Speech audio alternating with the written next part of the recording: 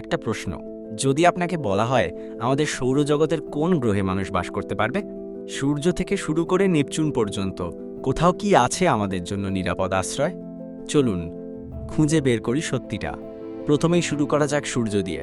নাসার মতে সূর্যের তাপমাত্রা প্রায় 2,70,00,000 ডিগ্রি ফারেনহাইট, আর তার পৃষ্ঠের তাপমাত্রা 10,000 ডিগ্রি ফারেনহাইট।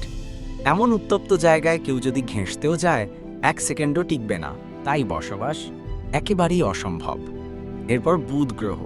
বুধের যে দিকটি সূর্যের মুখোমুখি, সেখানে তাপমাত্রা প্রায় 8 ডিগ্রি ফারেনহাইট, আর বিপরীত দিকটি বরফে ঢাকা, যেখানে তাপমাত্রা -180 ডিগ্রি সেলসিয়াস। এই দুই চরমের মাঝখানে মানুষ যদি দাঁড়ায়, শুধু শ্বাস ধরে রাখা অবস্থায়, খুব বেশি হলে 2 মিনিট, তারপর নিশ্চিহ্ন। চলুন যাই শুক্র গ্রহে। এখানেও তাপমাত্রা প্রায় 9 ডিগ্রি ফারেনহাইট।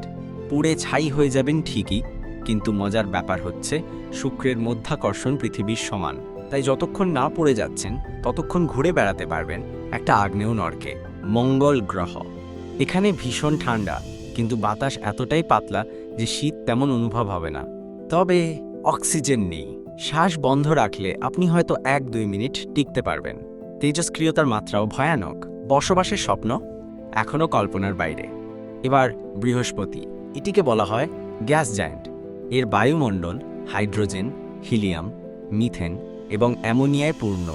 কোনো শক্ত জমি নেই, শুধু গ্যাস, গ্যাস আর গ্যাস। এখানে নামলেই গ্যাসের চাপে আপনি চূর্ণ বিচূর্ণ হয়ে যাবেন। 1 সেকেন্ডও বাঁচা সম্ভব নয়।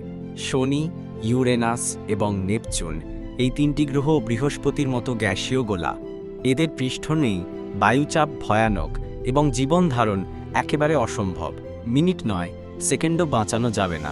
এই পুরো সৌরজগৎ জুড়ে কি কোথাও নেই আমাদের জন্য নিরাপদ কোন স্থান? উত্তরটা কঠিন কিন্তু স্পষ্ট। এখনো পর্যন্ত পৃথিবী একমাত্র বাসযোগ্য গ্রহ, আমাদের একমাত্র বাড়ি। ভিডিওটি ভালো লাগলে লাইক দিন, কমেন্ট করুন এবং চ্যানেলটি সাবস্ক্রাইব করতে ভুলবেন না।